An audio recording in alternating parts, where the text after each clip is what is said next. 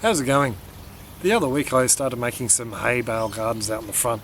Traditionally they're straw bale gardens, but I had some cheap lucerne. Lucerne or alfalfa is nitrogen rich and I think it's going to make up some great garden beds. The way you pretty much will start off these bale gardens is you feed them up with some nitrogen rich fertilizers just to get the bales cooking, get some bacterial action in there. They heat up nicely, and once the heat starts to drop down a bit, then you're fine to plant them out. To kickstart ours off, I use some dynamic lifter, which is a chicken based fertilizer we get over here in Australia. There's other brands as well. Rooster Booster is another one. I've also used some CBM fertilizer and some, which is a cow manure, chicken manure, and rock dust, mineral rock dust organic fertilizer, and also some semi-composted horse manure. That's to add in some bacteria, fungus, and I was pleasantly surprised this morning to find some composting worms in there as well. So I noticed on the weekend that ours is pretty much all cooled down, so I'm going to plant it out today with some garlic, some tomatoes, and also some pita peppers that I've got some seeds from as well. So we're going to pop all those guys in there and we'll see how they'll go over the coming months. So I'll take a bit of a walk out the front now and I'll show you the bales, how I prepared them, and we'll get into planting them after that. As you can see, I've got some cardboard on the ground there. It's 2 layers deep. It's just old boxes we've had laying around. That's going to hopefully stop the weeds coming up and growing through the straw bale itself. Just thought I'd show you one of the reasons why I've rolled these bales onto their sides. If you roll it over like this, you'll see there's a lot of end grain here, and it comes apart quite easily. So my idea is the fertilizer is going to fall down through into these gaps a lot better, and will go into the center of the bale and aid in the decomposition of the organic matter. When it's on its side here, it's a little bit harder for it to get down through. It's a little bit of a tighter weave. I'm also going to tie the bales together to try and keep them all in one big unit, just in case they decide to fall apart a bit. So I'll just be wrapping one length around the whole lot, I think. Whenever you're working or buying hay or straw, it really pays to collect this stuff. It comes in handy all around the yard. Nearly as good as zip ties, some would say. I'm just going to add about a litre or so of this to each of these bales. Should be more than enough, I think, to get them cooking. A bit down in between. Now that those amendments are on, I might just give it a quick water in before I put the horse manure on top. We've also got some pretty nice big compost worms in this horse manure, so they'll aid in the breaking down of all this hay and all the other bits and pieces. So I think that's a nice big generous helping of horse manure and worms, so that should help break down the hay nicely. I'm just going to cover it with some shade cloth, and I'm just going to use some tent pegs just through the shade cloth and into the hay, just to hold it all in place so it doesn't go flying anywhere.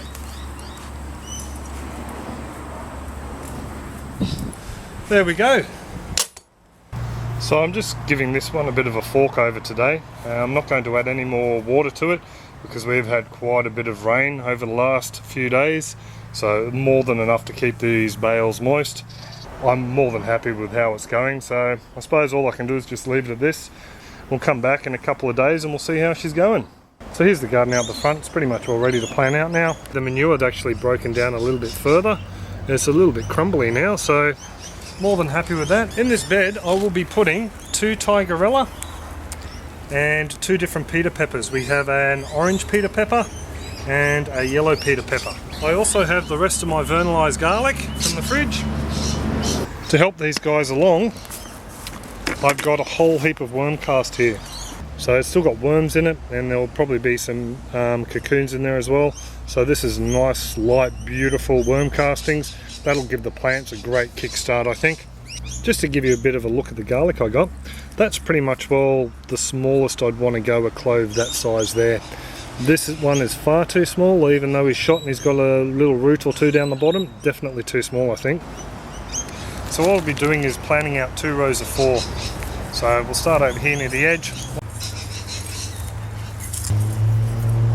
And just in those hollows, I'll be doing a scoop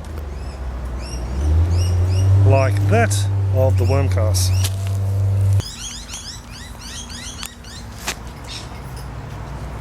Now it's as easy as planting your garlic, the flat base or the rough end down and the point up.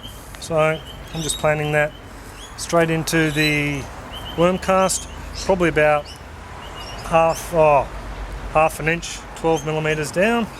It's as easy as that for the garlic. Level out the manure over the top of them a bit, and there you go. So these chilies now will be planted along here. It'll probably actually be round about the join of the hay bales. So all I'm going to do is just move them aside for 1 minute. Move some of this horse manure. Oh, look at the worms. This is just straight from the horse manure. It's awesome. So I move them to one side. Make a bit of a hole. Same over here. I could probably plant this out a lot more intensively, but just for the time being, I'm pretty happy with what's going in here. If I have any plant deaths, well then I'll consider planting it out with a few bits and pieces around the sides. So on each one of these, I'm doing a whole big scoop with the worm cast. There's a worm in this one. Worms!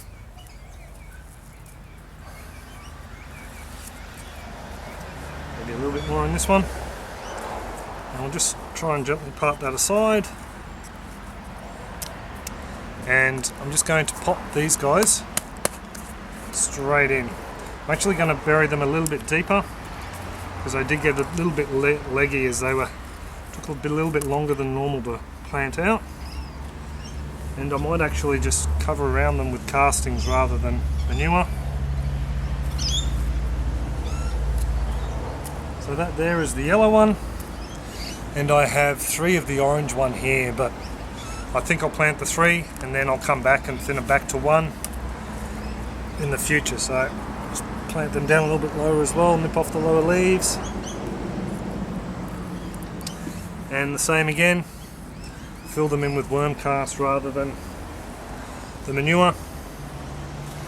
Away we go. Now for these tomatoes, I'm pretty much all going to do it the same way. Just try and make a bit of a hole. Doing these guys in the middle of the bale though.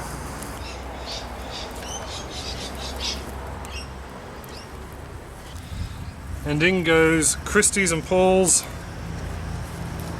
Tigerella tomatoes. So try and get them down nice and deep. More castings. That's pretty much all it. What I will do is just pinch off these lower branches though. I don't think they really need them at the moment. What I'm going to do before I mulch it with the sugarcane mulch is just give them a good watering in. This is actually water I've taken from the radial flow filter from the Aquaponics setup when I cleaned it out the other day, so this is going to be nice and rich. These guys are going to love this. Now to just try and keep the moisture in that manure layer here, I'm just going to put out some of the sugarcane mulch we've got left over. You could use the same straw you made the bales out of. Like I said, I've just got this stuff out the back. Got a little bit wet in the rain and I just want to use it up, so there you go. So there you go, there's my take on straw bale gardening. There are other methods you can actually use to make a straw bale garden. I've seen people make a perimeter out of the straw bales, hay bales, and then load their compost and growing medium in the middle and then growing in there. The bales on the outside break down, turn into mulch, compost, and they toss that on top for the next year's crop and put more bales around the outside. Tim and Christine out at Amaru Homestead have got a nice little setup like that out the back of their place. I think that's on one of their walk around clips. I just think it's a great idea just for manufacturing, for us, for manufacturing next season's mulch compost. I think it's going to be fantastic. If you've had any experience at all and you could see ways I could improve this, feel free to drop a comment in the comment section below. In fact, drop any comments, questions, suggestions down there and I'll get back to you. I'm really interested to see how this goes. I will do updates as I do the walk around clips. You'll get to have a look at them. So I'll stop rabbiting on now and I'll let you all go. Have a great one and take it easy. Catch ya.